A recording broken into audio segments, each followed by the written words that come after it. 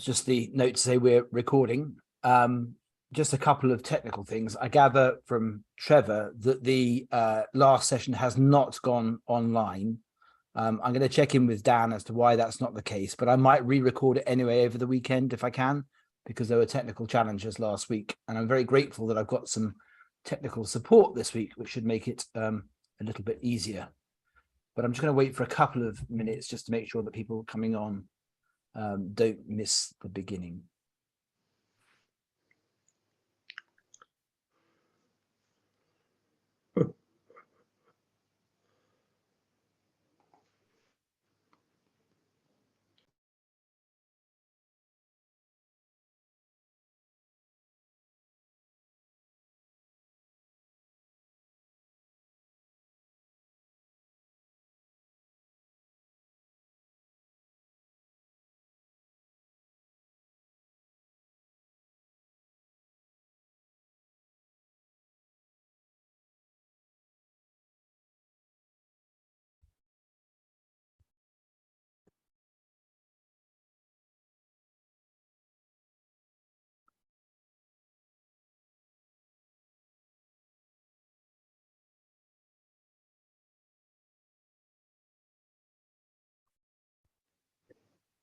I hope you're all able to see the screen.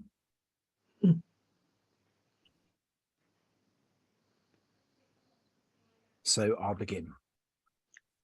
If I could have the first slide, please.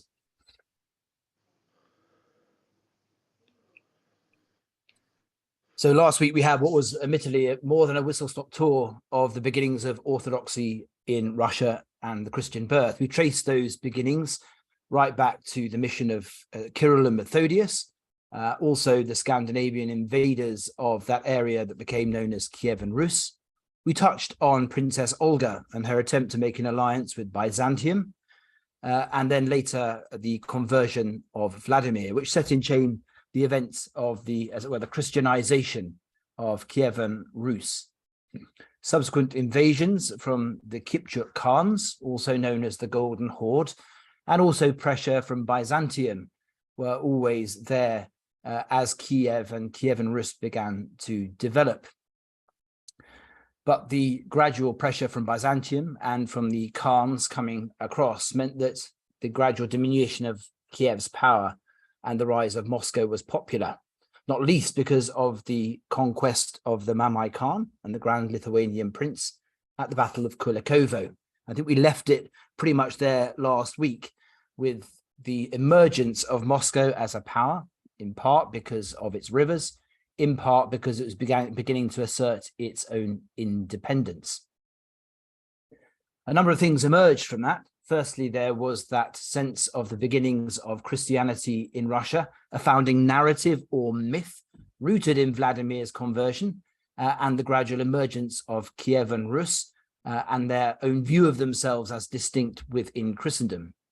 Secondly, as the fortunes of Kievan Rus fluctuated as a result of those invasions from the east and the pressure of Byzantium and Lithuania and the west from the west, Kiev lost its stability and preeminence. Moscow gained much more. And thirdly, as Byzantium began to wane, we begin to see not only Moscow rising up as a result of that, but also as the Golden Horde diminished, as the Khans disappeared, we began to see the emergence of a very deliberate idea of Moscow as the Third Rome. So I want to pick up around there this week as we start looking at the way in which the tensions between the West and the East never really went away in Russia, and neither did that idea of Russia being absolutely distinct. I want to begin this week with the Council of Ferrara of Florence, which began in 1431 and went on to 1449.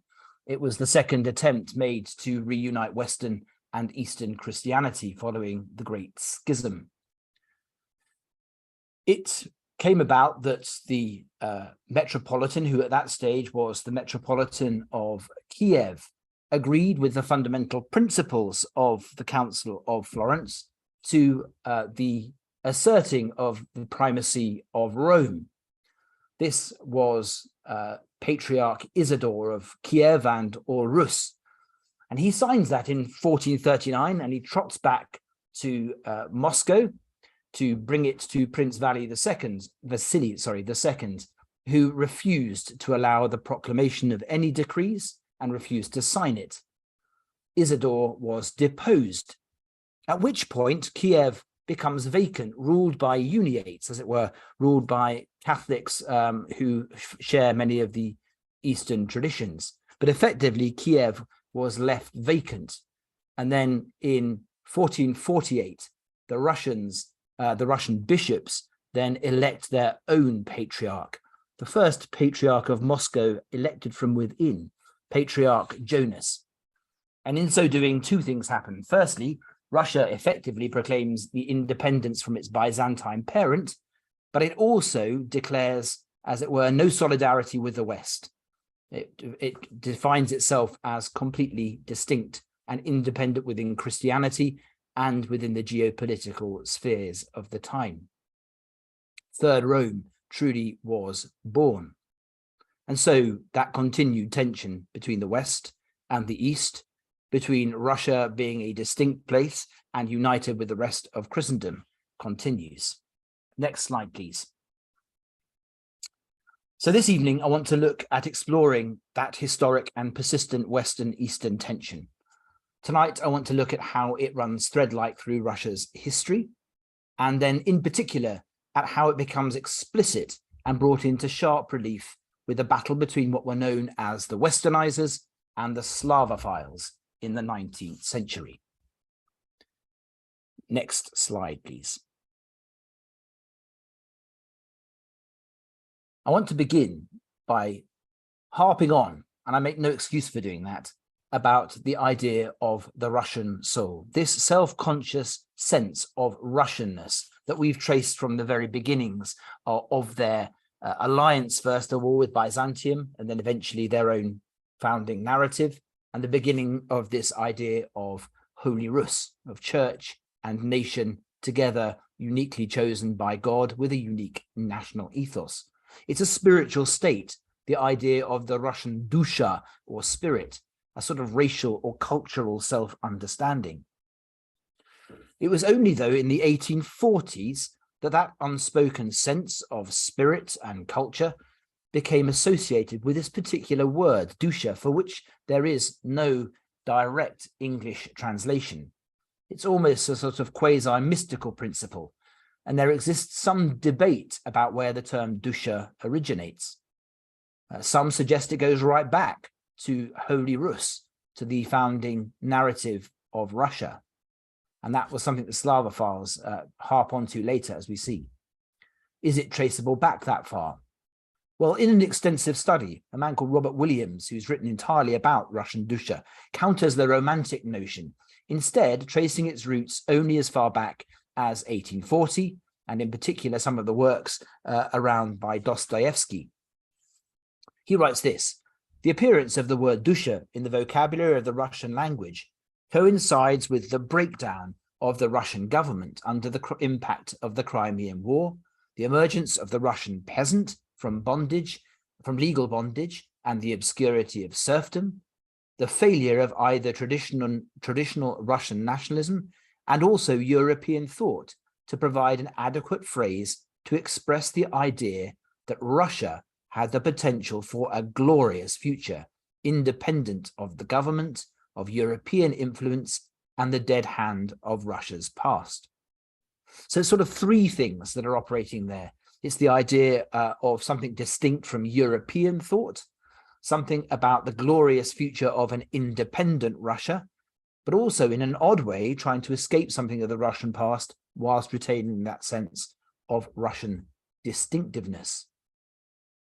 One of the very interesting things that he talks about particularly is rooting it in the release from legal bondage and serfdom of so many people within Russia, which was a huge change. And Robert Williams traces it back to the ancient concept within the peasant commune of mir, again, which is another distinctly Russian word, which you'll see a lot in some of the stuff that Putin talks about, Ruskiya mir, the kind of Russian word.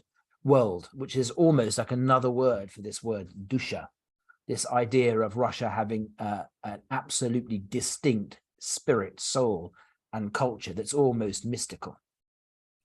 It's captured in another book by an emigre who left at the end of the 19th century, who, although living for many years outside Russia, wrote this: "I'm still a Russian.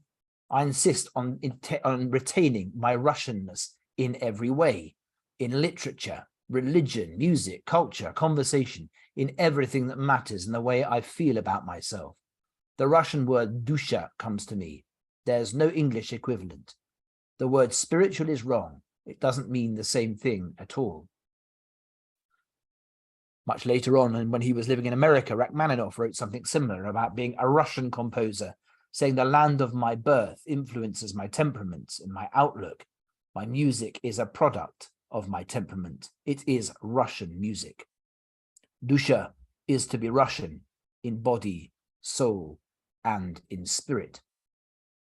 Nicholas Berdyaev, who was born in 1874, a Russian philosopher and free thinker who became the focus of my own thesis, and for whom I'm particularly fond, describes himself in the similar term as a Russian religious romantic.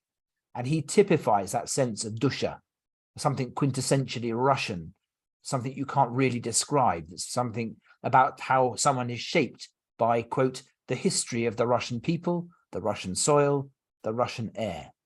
Dusha is the nature of what it means to be Russian, the spirit of Russia, different, unique. This itself speaks to attention, the need to define itself as distinct from other nations, thus rather threatened by them perhaps, from Western Christianity, even perhaps from Byzantium, and Russia's uneasy relationship between its own self-identity and the relationship to the wider world, which we see in spades at the moment. Next slide, please. And yet alongside, or perhaps because of this profound sense of the Russian soul, Russia finds itself caught between worlds. Whilst, as we saw from the beginning, Russia was often between worlds and powers, this was made more extreme in the reigns of Peter and Catherine the Great. Russian scholar Paul Valliere writes that there is a sense of two Russias in historical accounts, a Russia before Peter the Great and a Russia afterwards. Peter and Catherine the Great later were seen as great champions of westernization, and at the same time not champions of the Russian dusha. Whilst he was the undoubted catalyst for much greater westernization, the encounter between East and West had already begun, at least in part, before his reign.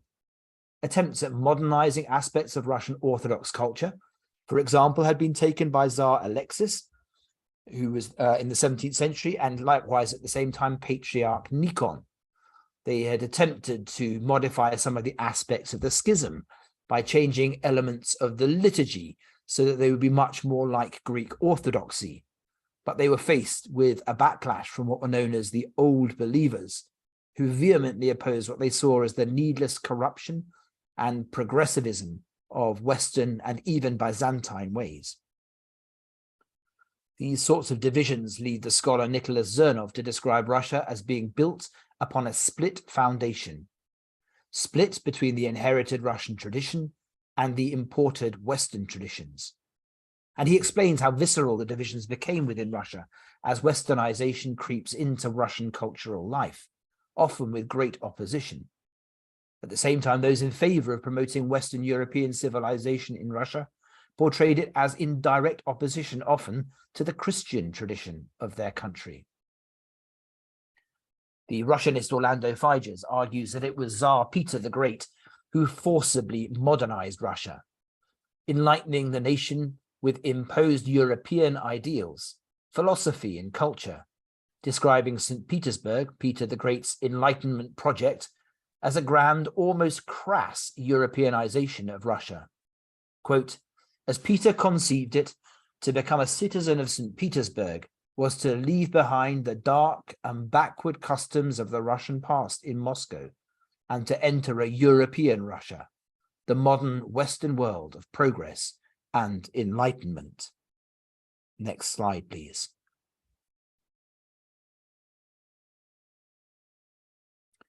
St. Petersburg became a window into Europe.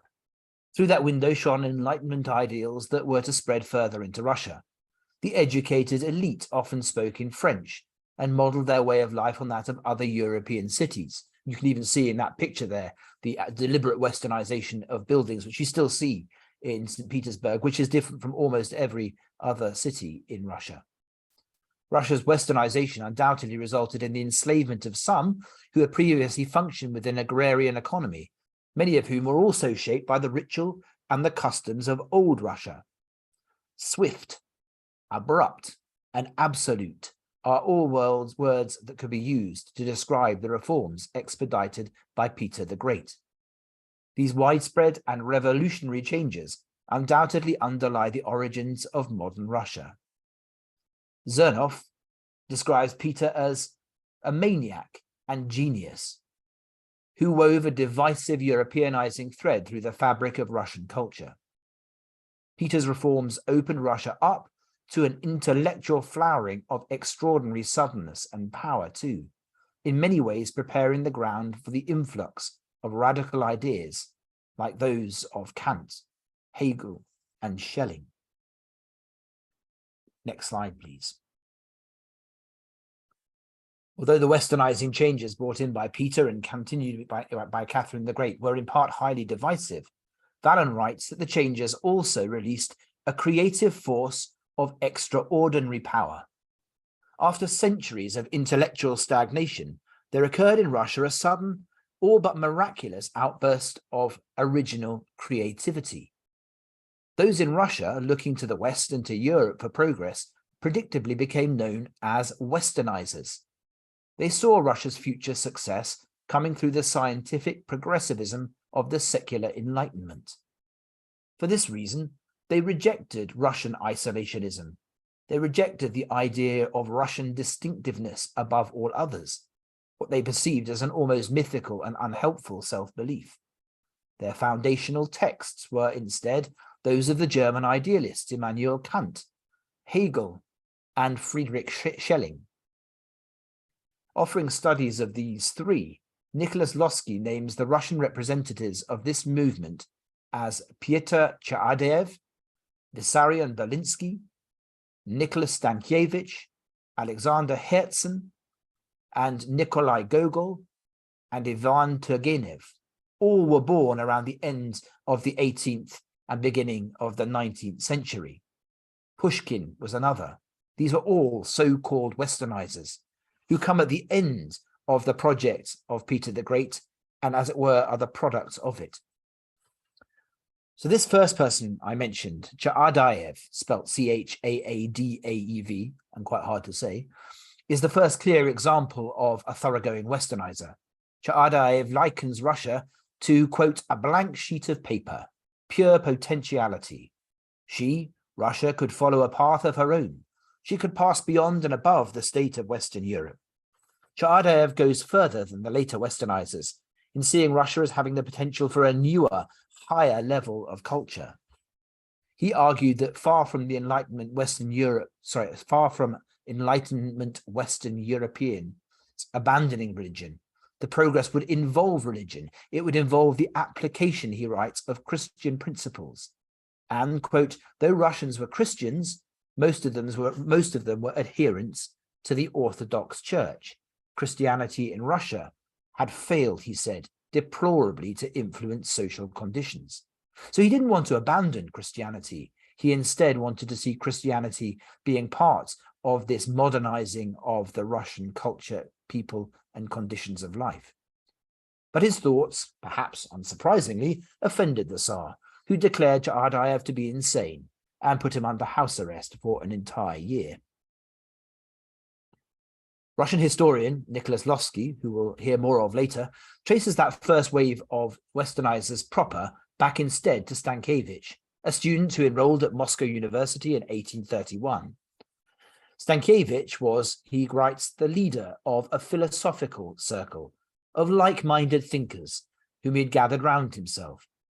Their discussions as a group ranged from the philosophy of Schelling to the writing of Goethe, Schiller, and Shakespeare, the music of Beethoven. Stankiewicz was influenced, although not entirely convinced, by Hegel's thought, but through studying it, he came to the conclusion that philosophy discovers the truth about real concrete being, not religion. Alexander Herzen and Vissarion Belinsky, around the same period, the early part of the 19th century, led another complementary westernizing group, whose thought was much more explicitly political, such that their discussions and debates in that circle led to the authorities exiling Herzen temporarily, having found a letter full of his views that they said were, quote, objectionable. All of these three, Stankiewicz, Belinsky, and Herzen, were interested in the work of the early idealist philosophers, particularly Schelling. Stankiewicz was introduced to Schelling by Professor Mikhail Grigoriev Pavlov, an early Russian scientist and philosopher. He was immediately attracted by Schelling's aesthetics and the voluntaristic philosophy of nature, the idea that humanity could determine its own future. It should be noted that Schelling, actually, for one of the early idealists, has some very romantic and almost mystical elements to him. The great historian of philosophy, Frederick Copleston, argues that the later westernizers would dwell much more on Hegel. They found him to be progressive. More spiritually interested Schelling was found more favor by the Slavophiles. He was perhaps a little bit questionable to the westernizers, too influenced still by religion and mysticism. Belinsky became, after this, an enthusiastic Hegelian, although he later came to even reject Hegel, replacing him with a much more skeptical approach to reason, influenced by Feuerbach and his work, The Essence of Christianity. So the first wave of intellectual westernizers then gave way to a more militant and aggressive group. Among these, you might count Dmitry Pisarev, born in 1840 and active in the later part of the 19th century, Mikhail Bakunin, and Nikolai Chernyshevsky, all around, again, the same time, more towards the middle of the 19th century, all of whom might be described not simply as westernizers, but as materialists. Some have even described them as nihilists, although Copleston cautions that that's perhaps more applicable to some of them than to others. Hegel, Fichte, and Kant, idealists again, influenced this group, but from their idealism they moved to an atheism and a strongly materialistic philosophical approach. A clear example of their agenda can be found in an article that Bakunin wrote in the magazine Narodnoye Delo, The People's Cause. He writes, "The intellectual liberation of the individual is only possible on the basis of atheism and materialism. Social and economic liberation is reached through abolishing hereditary property, through abolishing marriage and family, and organizing public upbringing of children." Fairly radical approach. The materialists followed an entirely rational and reductionist path. With an extreme and determined materialism, they often did result in a nihilist approach in many cases. Keen they were to debunk the iconoclastic attitude of their predecessors. There's a really good example in Turgenev's Fathers and Sons, which some of you may have read. Turgenev portrays Bazarov, one of the characters in that, as a stereotypical member of that materialist group. At one point, the angry Bazarov rants against the possibility of any abstract conceptualism in science, let alone in religion. And he treats to an absolute materialistic approach, writing, "A good chemist is far more useful than a score of poets. I have already informed you that I do not believe in anything."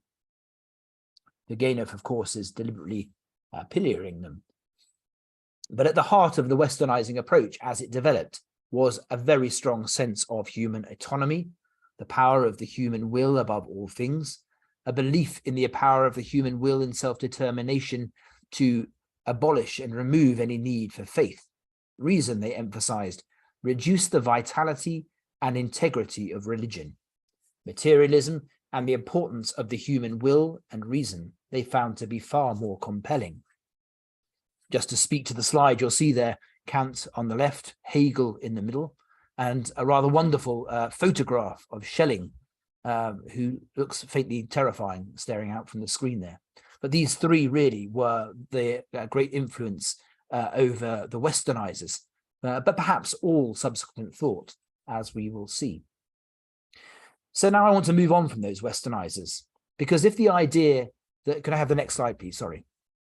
If the idea that Russia should look to the West for its future was strong, there was a counter-reaction to the westernizers from the Slavophiles. The Slavophiles rejected westernization, instead extolling the Slavic tradition of Russia. You've got three of them here. You have in the middle, Khomiakov, who I'll talk about in a minute. On the left, Kireevsky, and I need to remember who's on the right, it'll come to me in a minute. They've been described, the Slavophiles, as Russia's own romantic movement. And although they, like the westernizers, had roots in Schelling's philosophy and were deeply influenced by idealism, they rejected the individualistic and liberalistic aspects in favor of a romantic adhesion to the Russian ideal. An exploration of Slavophilism returns us to this sense of dusha, briefly touched on above, the idea of the Russian soul, stemming from the belief in Russia's particular and distinct vocation. The two leading exponents of the emergent Slavophile tradition are Ivan Vasilievich Kireevsky on the left, and in the middle, Alexei Stefanovich Khomiakov. They were both born almost exactly the same time. Kireevsky born in 1806 and Khomiakov in 1804. Most scholars would agree that these two are regarded as the two most important of the thinkers in the Slavophile set. They sought to approach all thought with a Russianizing lens. If the westernizers were profoundly anti-faith and tradition, and its strict adherence to a scientific positivism and later into a materialism, so the Slavophiles were traditionalist reactionaries, rooted firmly in both the Russian Orthodox tradition, but also the traditions and history of Russia as a nation, in Holy Rus, in those ideas we talked about last week. Even more than that, in many ways, they look forward to the revisionism of Vladimir Putin that we experience today, because they believed not only in recovering a sense of tradition, but in the unique vocation of all Slavs. They were completely committed to the reunification and common community of all Slavic peoples. So going back almost beyond the stuff we started with last week. These are the people, this is the idea that Putin talks about, which is the reunification of all descendants of ancient Rus. And it lies behind some of the stuff that's happening in Ukraine, or certainly it's used as an idea behind it. So the Slavophiles pursued pan-Slavic revival, and yet they were liberal in seeking the emancipation of the serfs in some case. What's quite interesting is that people say you could say the westernizers were left and the Slavophiles were right, but you can't really do that, because some Slavophiles thought that the republican ideals that we saw in last week in the city of what's it called? Complete gone out of my head. The northern city in Russia, Novgorod. That became a republic we mentioned last week, and those ideas, some of the Slavs think were actually a great idea to come back and have a kind of new Russian idea of the republic, whereas others of the Slavophiles harked back to a really sort of ultra autocratic view of the Tsar. So you can't quite pigeonhole them as left and right, but the Slavophiles are definitely about the recovery of ancient Slavdom, if you like. I want now just briefly to explore the two key Slavophile ideas that emerge out of their movement, because it's hard for us to believe that these two ideas are religious, but they're also sort of political and cultural, and it shows how deeply enculturated the church and nation are. The first of these, if I could have the next slide, please. The first of these ideas is the concept of the bogochelovik, which is one of my favorite words. It's one of those words that you learn in Russian that you don't get to use very often. The bogochelovik is bogo, which is God, and chelovik is man. It's the God man. It is Khomiakov's rendering of the Greek word theanthropos, which can be traced right back to Origen. It's seen in Gregory of Nazianzus and Pseudo-Athanasius and various others of the church fathers. So it's a deliberate harking right back to patristics and rooting that back again, bringing that forward into Slavic culture. And so Chomiakov traces it rightly back to the Council of Chalcedon and the debates about God being fully human and fully divine. But they adapt and adopt the term as central to their understanding of orthodoxy and Russian Orthodoxy as it begins to develop, or continues to develop rather, as a separate entity and an independent part of Christendom. Chomiakov writes this: there must be only one source of inspiration, the unique truth of Christianity and its central point, Jesus Christ, the God-man, the Bogochelovik. Chomiakov was clear that the becoming human of God in Christ enabled the becoming divine of man through God, through Christ. Christ not only repairs the fall, but he binds us to God in a unique and mystical way. Quote, the isolated individual is marked by complete impotence and irreconcilable discord. Rather than realizing that he is but one living organ in the great living organism, one from communion with life can increase the power and creativeness. So he's talking about this idea that that we are incorporated into Christ in a mystical way, a living organ in the great living organism. Chomiakov goes on to say that we are resurrected and made divine through Christ, the God-man, who, quote, unites himself to every creature that does not reject him. Through the Father's generosity shown through his identifying of himself with humanity, the human realm is brought into full communion, sobornost, which is the term we'll talk about in a minute, with the divine, each with the other and each with God. Christ is supreme judge and loving redeemer, the means for our divinization, or theosis, again, a recovery of an ancient patristic term, but reimagined in a particular Russian way. Historian Nicholas Losky, quoting Chomiakov's approach to the theology of redemption through the God-man, writes this: this is why the God-man, the Bogochelovik, Jesus Christ, is the supreme judge of the sinful creature, but at the same time he is the infinite love of the Father. End quote.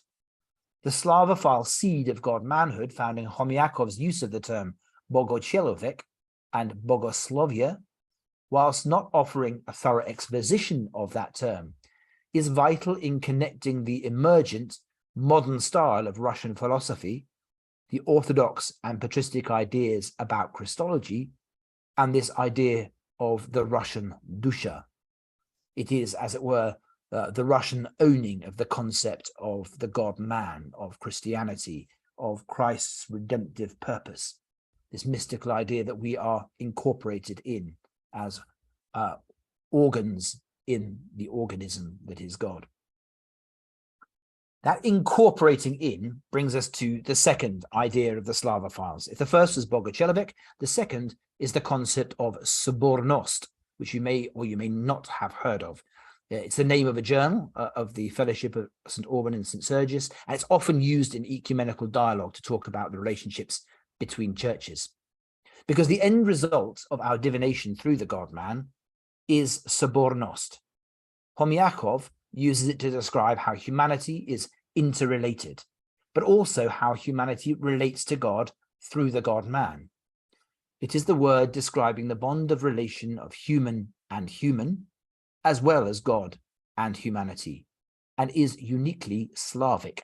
It's part of that Slavic culture, that dusha.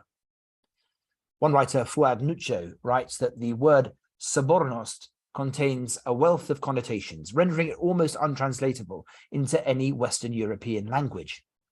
The complexity of the translation is important, for it demands that we look more closely at its particular Russian heritage. Due to the complexities of obtaining a direct translation, the term sobornost can be translated in many and various ways, which is both helpful and unhelpful. The closest English equivalent is communion, again, between human and human, human and God, but it by no means exhausts the full extent of the word in its native language. Paraphrasing Chomiakov's use in his own writings, Losky describes sobornost like this: Sobornost is the free unity of the members of the church in their common understanding of truth and finding salvation together, a unity based upon their unanimous love for Christ and divine righteousness.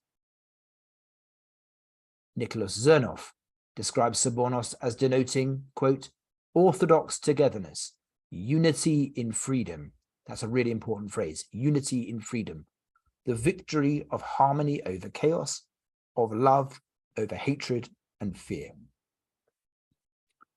Two words that can help us to comprehend the Russian idea. And already I hope you get some sense of the way that Russians talk and think. And I think that's always really interesting when you're working in a different language, that actually to talk about Sobornost is almost poetic. There are so many words you can use, and yet you'll never completely define it. But two words that you'll find helpful are free and unity. If we think in terms of communion, we must think in terms of a free uniting of human and human, human and God. Thus, there is a sense of us being consumed by God, but with a sense of free will in the process. Chomyakov writes, Christianity is nothing else than freedom in Christ. Each person is redeemed by the God-man, finding redemption by freely uniting with Christ and with other fellow human beings. Quoting him again, God is freedom for all pure beings. He writes, quote, in matters of faith, a unity by compulsion is a lie, and enforced obedience is death. Going back to Nuccio, who argues that Sobornost is better experienced rather than explained or written about. And he uses the image of the Orthodox liturgy as the best example. You might know that in the Orthodox tradition, when you take part in the liturgy, you are participating already in heaven. And as such, quote, the form and freedom are combined, Nuccio writes. The worship itself is characterized by considerable freedom and spontaneous action. End quote. Sobornost then is, to an extent, a mystical concept. Salvation comes within the church, but only when we're united freely in love for one another and in Christ. To Chomyakov, this was nothing less than, quote, a multitude of people in their separated individualities, but the oneness of the divine grace indwelling in reasonable creatures who freely submit themselves thereto. End quote. Writing later in his life, philosopher Nicholas Berdyaev defines the Slavophiles and the westernizers, who we've just discussed respectively, as the right and the left of Russian philosophical and spiritual innovation. And although I love Berdyaev, he is quite often wrong, and he's definitely wrong here. Because in a way, they are the synthesis of a culture that began before, and we'll see in the culture that follows, that synthesis finds another new expression. So in a sense, the split foundations of the westernizers and the Slavophiles are the grounds for a whole new movement within Russia, a revival, if you like, a revival that has come to be known, through the words of Nicholas Zernoff, who himself was part of it, as the Russian religious Renaissance. And I want to end by just taking a brief look at the Russian religious Renaissance. So these people here, just to explain the slide, on the far left is Sergei Bulgakov, who you may have heard of, who was a priest and also a philosopher and thinker. On the right is Nicholas Berdyaev, who I did my doctorate in, who was a free thinker. And we'll hear a little bit more about him in the middle and in the minutes. And in the middle, you have, I think, an absolutely brilliant picture of Vladimir Solovyov. If you look up Vladimir Solovyov, you'll get a propagandist for Putin. It's a very different person, as we'll hear going forward now. Because in many ways, the twin currents that we've just talked about, the Slavophiles and their idea of Boguchelvik and Sobornost, and the westernizers with their raw materialism, were the foundations for what would become an extremely fertile period for the religious life in Russia. Towards the end of the 19th century, some 30 or 40 years after the peak of Slavophilism and its battle with the westernizers, we begin to see the blossoming of a new religious consciousness and interest, which has become known as the Russian religious Renaissance. It begins to stir in the 1880s with the emergence of the eccentric and incredible mind of Vladimir Solovyov in the middle in color, and would come to involve some of the most interesting and fertile intellects of late 19th and early 20th century Russia. Among these minds were the free-thinking philosophers Nicholas Berdyaev on the right, Sergei Bulgakov, who later also becomes a priest, Pavel Florensky, who was a mathematician and a freethinker, Vasily Romanov, and Lev Shestov, who again was a free-thinking philosopher. It's fascinating that the majority of these were in fact lay people who came to religion from outside the bands of the Russian Orthodox Church. And fascinatingly, in many cases, they were the products of an atheistic, westernizing, scientific and positivistic worldview. If you look at Russia in the late 19th century, the most popular degrees were the natural sciences, because this idea of progress and reason, as it was in many other places, had dominated the curriculum. So many of these people had trained in mathematics or science. So they were in fact products really of the westernizing world. So they were well versed in German idealism and in scientific positivism, but somehow they'd grown disenchanted with it.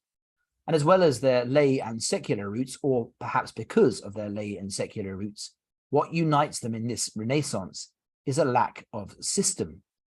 That's a positive aspect of their thought. They were free thinkers, not influenced either by the westernizers per se, nor the Slavophiles, but all likewise not influenced by socialism or the doctrines of reason that had dominated the westernization. And again, not dominated by orthodoxy. So the story of the Russian religious Renaissance begins with the extraordinary character, Vladimir Sergeyevich Solovyov, and it is worth just spending a bit of time on him. He was born in 1853. His father was Sergei Alexandrovich Solovyov, a professor of history at the University of Moscow, and his mother, to whom he was very close, kept home. As with so many who returned to religion later, you have to look at his extraordinary spiritual background. As a child, he had been extremely devoted to religion and would regularly worship with his icons, even as a very young child, at 8 or 9 years old, in frankly a precocious manner. At the age of 14, however, he fell for a beautiful woman who did not fall for him, and this had a profound effect upon him. It put him into a fit of rage. He destroyed all of his icons and determined himself to become an absolute and complete follower of westernization and atheism. However, before he became an atheist, he had a vision, and it was a vision of the eternal feminine. Now, you might think that's an extraordinary thing. It's we look at that probably with Freudian eyes, but it was one of 3 visions that he would have, and he would write up in a book called The 3 Meetings. His affection had been spurned, and so he gradually fell away from religion completely through his atheism. But he remained particularly precocious, and he would read the works of Spinoza and Hegel and many other of the idealists when he was between 15 and 16. And eventually he decided in his late teens to go off on journeys. And one of these journeys leads him to the British Museum. And it's a little bit of an aside, but it is a wonderful story. And it does actually end where we need to end. He finds himself in the British Museum, where once again, he has a vision of the eternal feminine. And in this mystical vision that he has, it tells him to go to the desert. So he quite literally gets up from the reading room at the British Museum, wearing his top hat and his tailcoat, gets on a ship and travels to the desert. He travels to Egypt, where he walks out into the desert wearing his top hat and his tailcoat and his briefcase. And he is just about saved from death because the Bedouin think he is the incarnate devil. Again, he has another vision, the third of his visions. And he comes to the conclusion that these visions he has are the Virgin. They are the Virgin and they are holy wisdom, the two combined. So he begins at this point to return full-heartedly to orthodoxy. But remember, he has all those traditions within his past, idealism and Schelling in particular, and also mysticism. So they all sort of combines, these split foundations come together in the thought of Solovyov. And he holds lectures, which he calls the lectures on divine humanity, lectures on the Bogo Человек, on the God man, on divine humanity. And in that, there are 2 themes. One is the God man that we've spoken about, And the second, which he'd already talked about in his master's thesis at university, was westernising, which is all unity. We talked a little bit about it earlier. And almost certainly a substance behind that term sobornost, the idea of the all unity of all people, the all unity of humanity with God, the all unity of all things. It's an absolutely mystical concept, and it's riven throughout Solovyov's thought, as well as the lectures on divine humanity. So he's giving these lectures in 1878, and they are immensely popular public lectures from the Moscow Philosophical Society. And they begin to really affect the people that come to them. Among those people was somebody who had already affected the idea of the Russian soul, and that's Fyodor Dostoevsky. He's immensely tied up in that whole idea of Russianism, which is why, going back to one of the slides, which I didn't actually talk about, on the Russian soul, the guy that was sitting there, we might look about at the end again, unless my tech support can go back to the Russkaya Dusha, you'll see that there is Dostoevsky, because Dostoevsky appears earlier, and his novels influenced this sense of Russia, influenced the Slavophiles, although he wasn't entirely one himself. He had a very strong sense of Russian Dusha, and he is there sitting in the audience of those lectures on divine humanity. Can we go back, please, to the slide with the three Russian religious renaissance? Thank you. So the common interest that emerges from studying Solovyov's thought, his influence is huge over Berdyaev, over Bulgakov, over Shestov, over Florensky, over all of them, and particularly the ideas of sobornost, Boguchelovest, and zjedinstva, which is similar to sobornost. But also the idea of Sophia. Sophia is the idea of holy wisdom, the idea that, as it were, the eternal feminine, so the Virgin Mary, is associated with wisdom in the Old Testament. And that's taken up from Solovyov's thought by Bulgakov, who is the person that writes a lot on Sophia and holy wisdom. And that's the kind of theme of his distinctive thought, as well as God-manhood and as well as sobornost. But what makes Bulgakov distinct is this concept of Sophia. Berdyaev, on the other hand, becomes utterly obsessed with the idea of God-manhood. And he goes back and traces Solovyov's thought back to Schelling, and from Schelling back to a man called Jakob Böhme. Now, if you want to have your mind utterly blown, go and read some Jakob Böhme. He was a mystic at the end of the 16th century, a German mystic from the Protestant tradition, who essentially allies God with absolute and complete freedom. And that's why this idea of free unity and freedom, which dominates Solovyov, dominates the Slavophiles, comes through. With Berdyaev, it becomes absolutely extreme, and he completely pushes together the idea of Jesus, the God-man, and freedom, almost so that they're absolutely indistinct. But what I think is fascinating about these people, Berdyaev and Bulgakov in particular, is that they are absolute products of the westernization of Russia, as well as the Slavophile response to it, because they're rediscovering what is an ancient form of Russian self-belief and orthodoxy, but they're viewing it through a new lens, through the free thought of westernization, through the idealists of Hegel, of Kant, of Schelling. And what I want to do in, I think, probably the last lecture, which will be separate from this, is to go into their thought separately in more depth. But for now, I want to say what happened to them and where they ended up, because this was a turbulent time for Russia, not only because of the rise of the westernizers and the rise of the Slavophiles earlier on, but because at the beginning of the 19th century, it's simply turbulent politically. There are reactions, there are the Mensheviks, there are the Bolsheviks, there are the reactions against the very strong and authoritarian rule of the Tsar.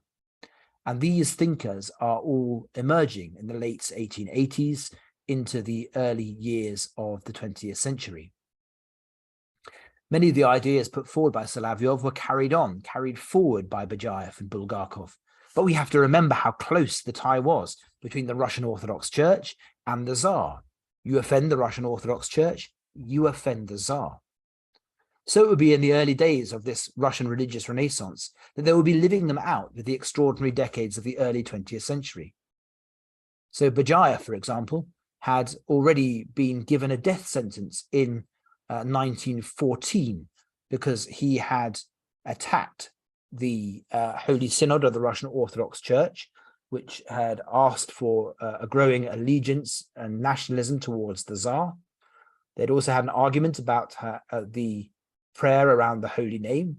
And this shows you how things became, because they sent a gunboat, the Russian Orthodox Church, to Mount Athos. So it shows you how closely tied up state, nation, Russianness and identity was. So Bajayev was eventually given the death sentence in 1914. And the only thing really that saved him, ironically, was the Russian Revolution. Now, there's an excellent book, which is really well worth a read if you've got the time, and it's really readable, by a woman called Leslie Chamberlain. And it's called The Philosophy Steamer. It's a sort of medium-sized paperback. And in that, she charts how these people, Bulgakov and Bajayev, Shestov, Losky, Zernov, both of whom we've quoted tonight, were all exiled. And they were not only exiled because they were against the church, they were exiled personally by the hand of Lenin. He wrote their names down for them to be exiled. They were sent on a ship from Petrograd, as it was then, and to Germany. And there were two of these steamers that took these people in 1922 from Russia to be exiled forever. But as you'll find if you read the book, that's absolutely not the end of the story, because some of them end up in Germany, some of them end up in Paris, and in fact most of them end up in Paris.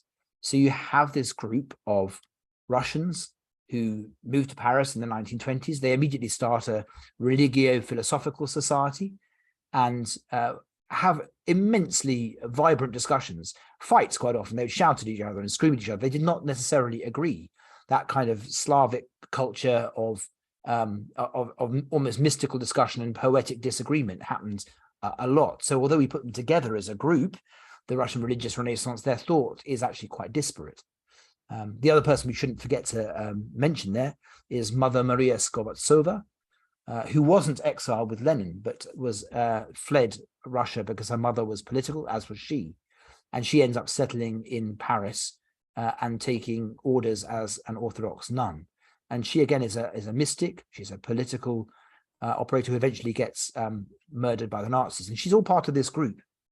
It's also worth noting that a small group from that then comes to England, and particularly to Oxford, where they settled in two houses near to the middle of Oxford, which are still, in fact, Orthodox houses. Zernov came there. And this group, this Paris exile group, would often come to Oxford. So they moved across. But actually, the religious Renaissance, this modernizing concept of westernized Slavic thought, effectively goes to Paris and then comes also in part to England. And I want to end there on this particular point. 3 points. First of all, it is extraordinary that in the late 19th century, when positivism was at its height, many of these converted from atheism to becoming religious, having absorbed a lot of modern rational thought. It's equally extraordinary that then gravitated towards Europe. And because it gravitated towards Europe, it's the case still that in quite a bit, not entirely all, but quite a bit of the Russian Orthodox Church in Russia today, these people are seen as suspect. They're seen as heretical. They are not necessarily seen as people that represent Russian Orthodoxy per se. Whereas my third point is that in Europe and in elements of Orthodoxy that are freer in being able to express themselves and perhaps free from that idea of the Russian distinctiveness, this area of thought is burgeoning. And that's why I want to dedicate a lecture to looking at the thoughts of two or three of those thinkers. But for now, I want to end by just saying how extraordinary it is that these thinkers are products going right back to that early Russianization of the world, that Holy Rus, through a westernization, through a re-enchantment with the Dusha, with the spirit of Russia, with that sense of Holy Rus. And what they produce at the end of it is a novel theology well worth our looking at nowadays. Thank you.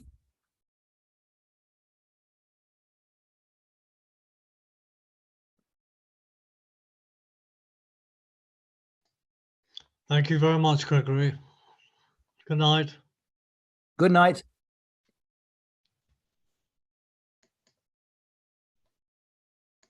Any questions are very welcome if you want. Can I ask a quick question about Leslie Chamberlain's book? Yeah. To what extent does she provide an idiot's guide to their thinking, or is it more a sort of biographical account? It's actually really well worth reading, because I don't agree with much of it, but it's it does actually tackle the ideas in a slightly sort of, no, that's not fair actually. It's a good book, and it does tackle their ideas, and it makes much more interesting the story than lots of the drier stuff that I had to read for my doctorate. So it tells the story well of that particular period. It does talk about their thought, but it does it in a rather kind of post-Christian way, I would say. That's probably the best way of saying it. So it's sort of, there's lots of references to what Freud would say about Bajayev, and in a slightly sort of superior way. But it is a good book, and it's well worth reading. Right. So it's not necessarily sympathetic to their thinking, but it does seek to describe it. It just, yeah, I think it describes it well. Right. It's less theological and more cultural, but it's definitely worth a read.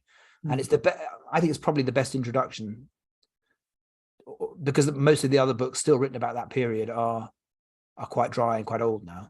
Right. Thank you. No, pleasure.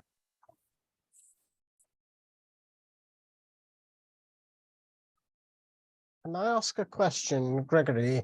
When you talk about the religious renaissance, is this predominantly an intellectual movement, or did it affect the public at large? I mean, how does the average Christian get affected by it, if at all? Because when you compare it with something like Vatican II, the effects on the laity were absolutely clear and very striking.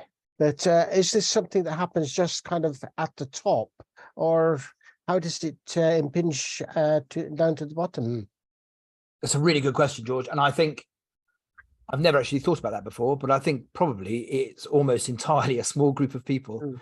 No, it's a really interesting question, because I think it's certainly partly because they were exiled, but I think they also, so for example, Bulgakov and Bajayev, they were posh. They were not. They were from really privileged backgrounds.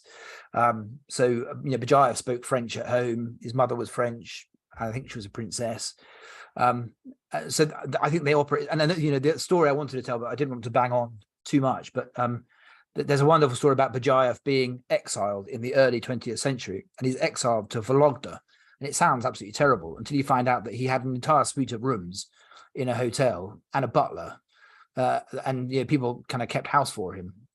So it was they lived a very, I think, exclusive life until they were exiled. So I don't think their thought actually until recently, probably until after 92 actually, really had that much impact in Russia itself, other than amongst a very select and sort of bourgeois elite.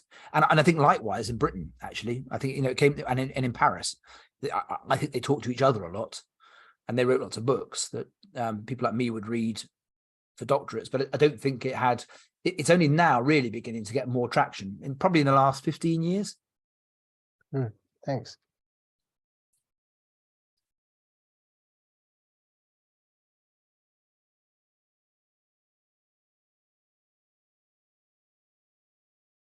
I could do a bit of a poll actually. Would you prefer me next week to talk about some of the thinkers in more depth, or to do the lecture I was going to do, which is on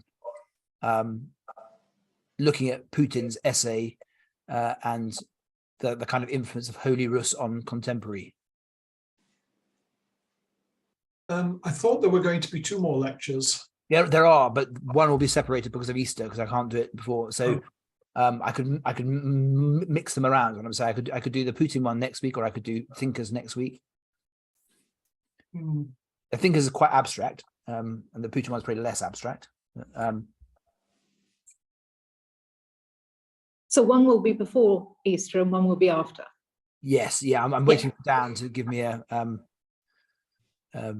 date for that. So it'll be probably a fair way after Easter, because I'm away after Easter, and then yeah, it's a shame. It's a real shame that first one didn't work. It's a bit frustrating. Yeah. Could you do the thinkers next week, maybe? Yep, from my very point happy. of view, but maybe other people don't want that. No, I've got 2 votes for thinkers now. So Yeah, and I think I'd go for the thinkers too, simply because, you know, there was a lot to take in this evening, and give it a gap of 3 weeks and we'll probably be back at 0. So I'd appreciate it next week if that's something that works for others. and the other thing to say is, actually, if you do get a chance, often it's very, very cheap. Bajayev's books, which I did my doctorate on, you can pick them up in quite a lot of places pretty cheaply. And I certainly wouldn't agree with everything he writes, but he does write very well. Well, the translations are very well done. Translated into French. I think he wrote in French, and then they were translated into English. But he is actually really more comprehensible than Bulgakov, I think. So I'd certainly like to hear about Putin, but it's just a question of what order we hear this in. So I'm happy to go along with the majority. Well, I'll do thinkers next week, and then the last one will be on Putin, which will probably have to change because things change quite speedily over there. But I mean, again, if you get a chance, read his essay, because it is bearing in mind some of the stuff I've touched on. It's just fascinating. It's absolutely an attempt to revive, I think, a Russia that probably never really existed. Will you be saying anything? Sorry, I'm not sure if I've unmuted myself. Yeah, I can hear you. Yeah. Will you be saying anything about the difference of approach with between the Orthodox Church in Ukraine now, when you come to Putin, or is that? I'll definitely touch on it. And that's quite fascinating in itself, because I think it was David that asked last week about the Orthodox. I mean, the Ukrainian Orthodox is really new. But whereas often in the Western Church, our arguments are about doctrine or about discipline, almost always, it seems to me, in Orthodoxy, the debates are about jurisdiction. So I think I may have got this wrong, but I'm fairly sure the Ukrainian Orthodox Church has now been recognized by the Ecumenical Patriarch, which it wasn't before. But that's because the Russian Orthodox and the Ecumenical Patriarch aren't in communion. So it's very, and there's also quite a lot of arguments about which is the oldest of the Orthodox churches. I think Romania claims, George, you might know better than me about this. I think Romania claims to be the oldest Orthodox church, but it's age and jurisdiction seem to be the things. So, you know, I can definitely do that. But definitely my dad was involved in ecumenical stuff years ago, and he went about 10 or 15 years ago to meet the current Ukrainian patriarch, and he was absolutely eviscerated by Orthodox all over this country and all over the world. And yet now it's a different world. And the other interesting thing to note, which again I would mention in the talk, would be a man called Hilarion Alfeev, who was a very senior bishop in Russia. I think metropolitan. He's only my age. He's metropolitan. And he, very conservative, but he stood up very early on against the war in Russia and was immediately moved jurisdiction. Because as a result, I think partly of the move to Paris of all those people I've been talking about, it's what's called an exarchate. So there is a patriarch, as it were, a bit like we have a Diocese of Gibraltar in Europe. They have an exarchate, which is a patriarch of Europe. But very complicated. Moscow still has jurisdiction in some places. It's very, very complicated. But it is often about jurisdiction where the arguments come. And we have a new colleague here who is Ukrainian, and I asked her. She's a pretty measured person, very intelligent woman. But I asked her about Russian Orthodox, and she said it's in Ukraine. The Russian Orthodox is entirely infiltrated with KGB, as she called it, not FSB, but the tension is really strong.